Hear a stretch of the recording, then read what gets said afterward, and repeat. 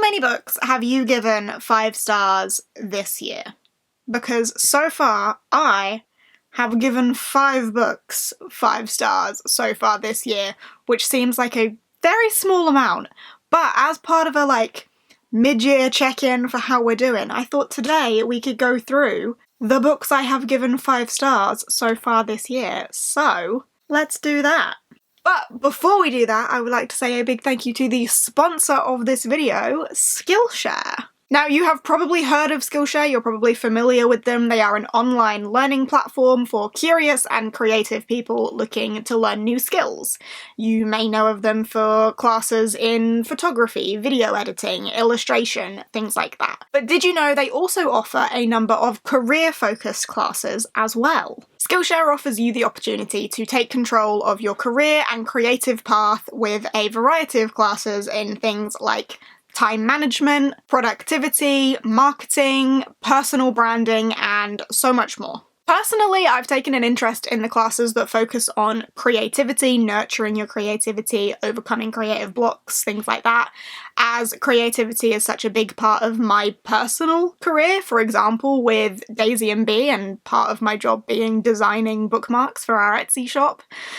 Being creative is a big part of my life. So finding classes on Skillshare that help me explore my creative options are really helpful. And then also, with being my own boss around that, the classes on things like marketing and business are also super useful as well. Of course, the world of work doesn't look the same for everybody, so these career and business-based classes could help you to build a career that works for you, even if it's just learning some more helpful productivity tips to get you some more me time and downtime after work. I have recently taken a class on Skillshare called Everyone is Creative by Alison Kohler. Alison's class encourages you to take inventory of yourself, discovering what makes your creativity tick and how you can implement habits for creativity into your everyday. The class did provide this handy-dandy creativity log, which I filled in as we went through the class, and it's this really useful resource to help you to personify your creativity,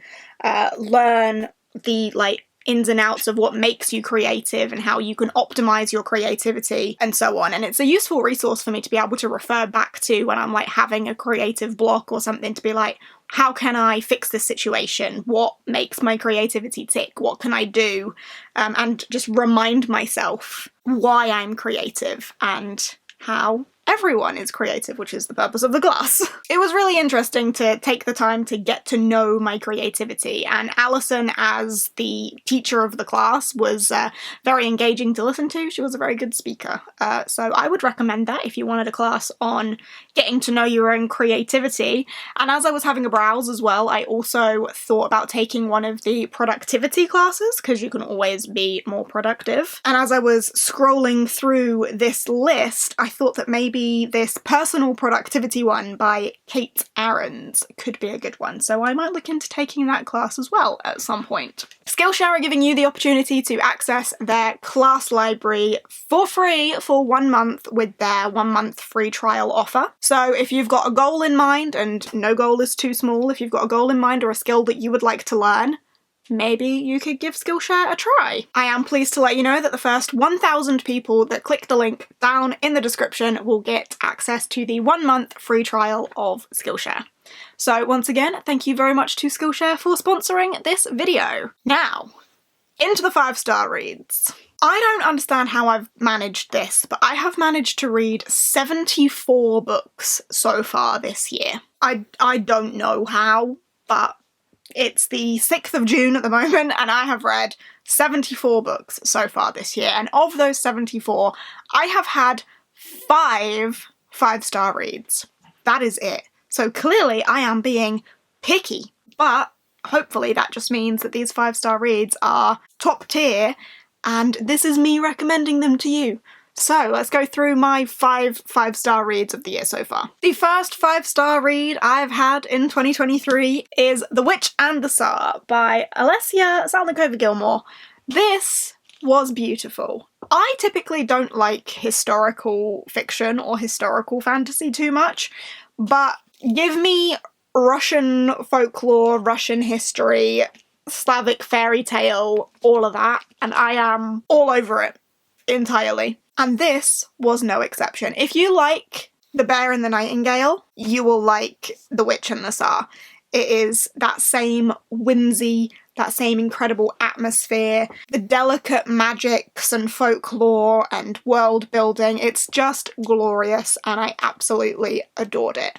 This one follows a Yaga, as in Baba Yaga, and this Yaga is very much one that keeps to herself. However, one day the Tsaritsa arrives on her doorstep on the brink of death, and Baba Yaga has to be more involved than she would perhaps like to save the Tsaritsa's life. As Yaga travels into the heart of the country, she realises that it's in absolute chaos as this story evolves to be one of Ivan the Terrible.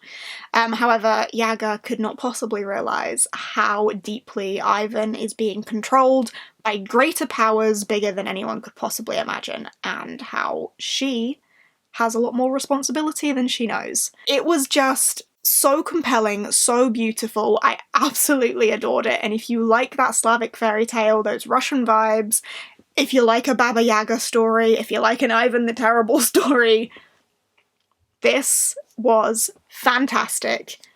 It got 5 stars from me, and I think you should read it. Next up, I have got The Light of All That Falls by James Islington. James Islington. I always get that wrong. James Islington. This is the 3rd book in the Licanius trilogy, and I did actually give book 2 5 stars as well, so I lied. I've had 6 5 stars, but because they're in the same trilogy, I'm like smushing it together because I logically have to recommend you the first book in the series anyway.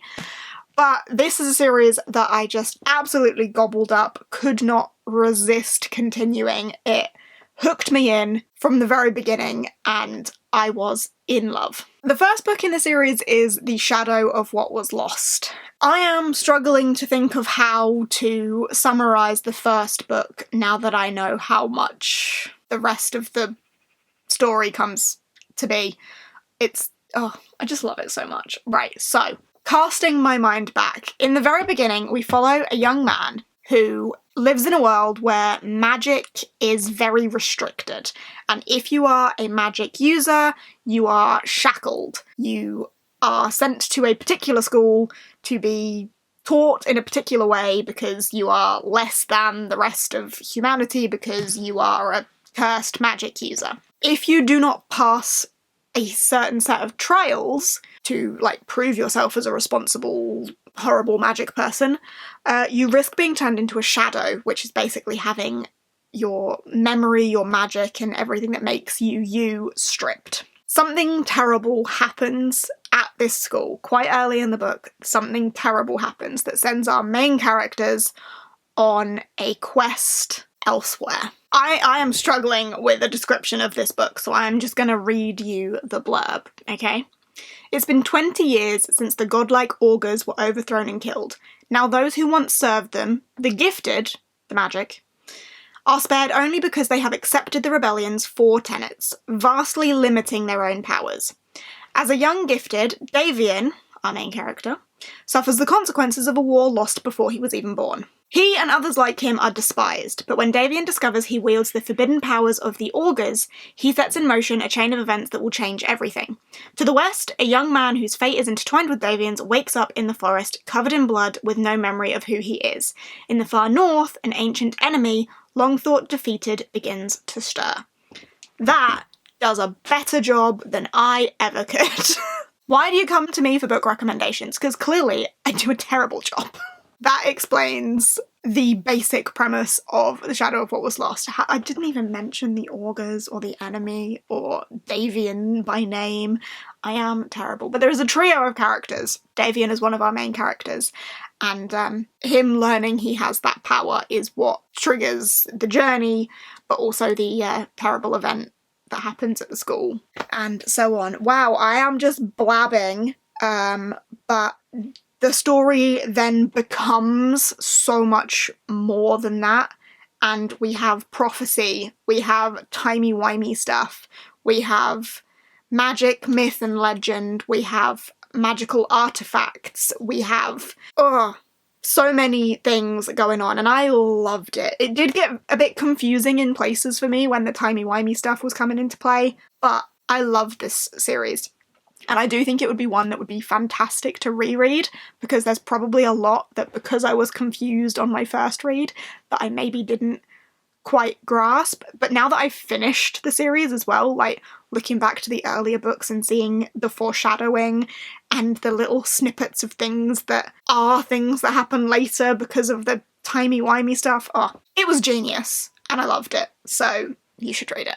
Next up, I have one that will come as absolutely no surprise to anybody, and that is The Malevolent Seven by Sebastian de Castell. I love Sebastian de Castell's writing, and at this point, is anything that this man writes not going to be a 5-star? I think everything that he writes is going to be a 5-star. His writing style is just so up my street, with its like witty sarcasm and the way the narrator like breaks down that fourth wall to talk to you as the reader directly. I love that tone that he has with his writing. And this, as his most recent release, is no exception. I adored it. Every time I talk about this book, I feel like I need to read the blurb just to get that tone across that the book has. But let me try and summarise for you without doing that. This book follows Cade, and Cade is a mercenary wanderist, and that is a form of mage. And as the book says to do, picture a wizard. Go on. There he is. Pointy hat, long robes, big grey beard, with these symbols all over him that give away where all of his magic comes from. You imagine them to be these wise, kind men, but what this book will teach you is that a real war mage is not that. They are brutal, they are selfish, they are unkind, and they need to recruit a group of nasty people to do a nasty job. And that's what the mages in this world are like. I just love the way that Sebastian de Castell constructs characters, and the way he has this, like, debate of morals throughout it. So our main character, Cade, used to have a much more noble job title until he discovers that the people that he worked with maybe weren't as noble and honest as he thought they were, and that there was some deep corruption at the centre of everything that he thought he knew in his world, which is what set him on this war mage path.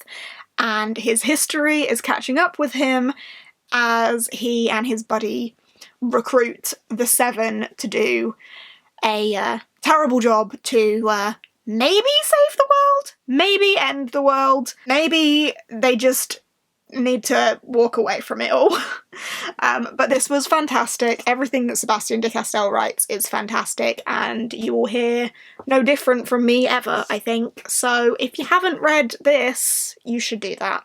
Next up on my list, I have The Adventures of Amina al-Sarafi by Shannon Chakraborty. I keep wanting to say S.A. Chakraborty because I'm just so familiar with the name S.A. Chakraborty. We're going by Shannon Chakraborty here.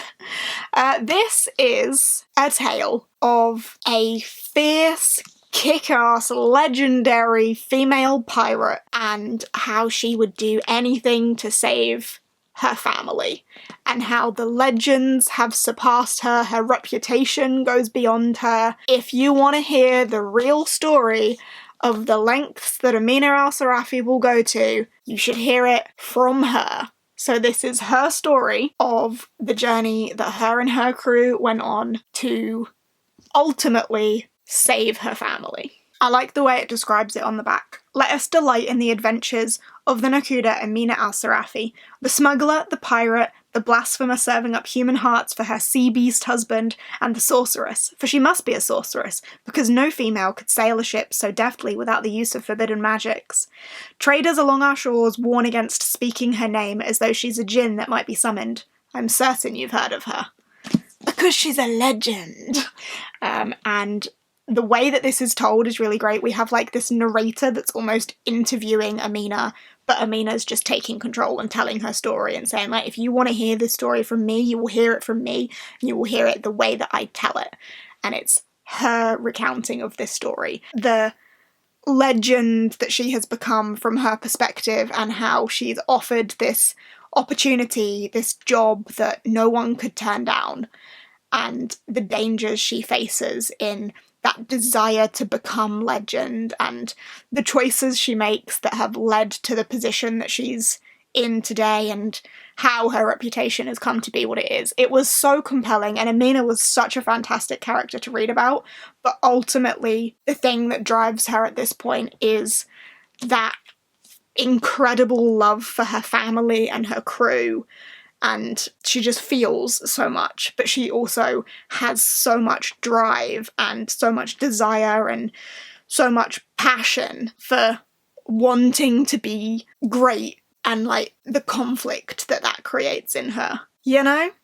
It was just so good. Like, some fantastic character work, but also fantastic world building. A great weaving of the magical and mystical and all of those things as well, and fantastic atmosphere, as Shannon Chakraborty does. Like, if you love the Jadeyraereads series, I think like you can see a lot of that similar inspiration, but also that fantastic atmosphere and world that we know that Shannon Chakraborty is so capable of creating, and does create in this as well.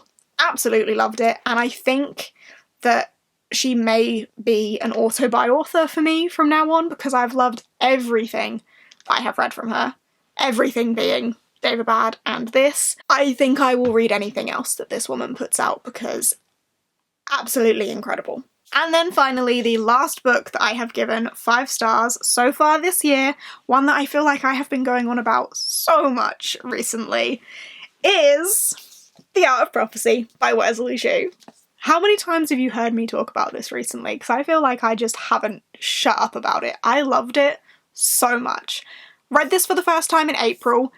I'm desperate to reread it again because I just loved it. It is the first book of a duology, and the second book comes out in September, I want to say. Not too far away, so I will probably reread it closer to that time, but I loved this book so much. This book follows the story of the prophesized hero, but a prophecy does not make a hero. You may be the prophesized hero, but you still have to put in the work. You still have to train. You still have to work hard to become what the prophecy wants you to be. You won't just become it. You need to work for it. But then what if the prophecy was wrong anyway, and you weren't the prophesized hero that you were supposed to be? Introducing our main character. So our main character, Jean, is the prophesized hero. He is raised in splendor, trained by the best possible people for him to become the hero he's destined to be. But prophecies don't always get everything right, and Jean then has to learn to become a hero in his own right, because you cannot rely on a prophecy. And we have a fantastic teacher character in here, Taishi, who is just this bitter old woman who had sworn off her days of being this grandmaster in battle, but Jean needs a teacher who can teach him properly to become the hero that he needs to be. And Taishi might be bitter about it, but she has a mission to teach this guy what he needs to know. And I just adore her attitude in this, because, like, she is determined to prove herself and to allow Jean to prove himself, but she's not happy about any of it. She is bitter throughout, and I just think she was a fantastic character to read about, because her attitude just was so entertaining. On top of that, we have some other characters from around the map. We have a warrior who is re-evaluating her alliances and everything that she stands for, and whether what she has been raised to believe is true. And we also have an assassin who also is just a fantastic character with a real attitude, and I loved reading from her as well. If you like Talon in Ruin of Kings, then I think our assassin in Art of Prophecy is also possibly a character that you would enjoy. I loved all of them. I liked all of the characters, thought they were thoroughly entertaining, and they all had such personalities that I just loved and loved to read about. And the story as a whole, with this debate of, like, is a prophecy true? Can you trust a prophecy? Do you have to become what a prophecy wants you to become? Can you become a hero in your own right? What does that look like? All of that sort of discussion as well, I just loved. And I can't go on about this book enough, but I will stop now because I feel like I've probably talked about it long enough. I loved it. Think you should read it. It's really good. If you like martial arts, fantasy, military fantasy, the like training elements, things like that, this is fantastic. Okay, right, that's enough of that. They are the 5 books that I have given 5 stars so far this year. Have you read any of them? If you have, let me know down below. Let me know what you thought if you also gave them 5 stars. If you haven't read any of them, have I maybe encouraged you? Would you give any of these 5 a go?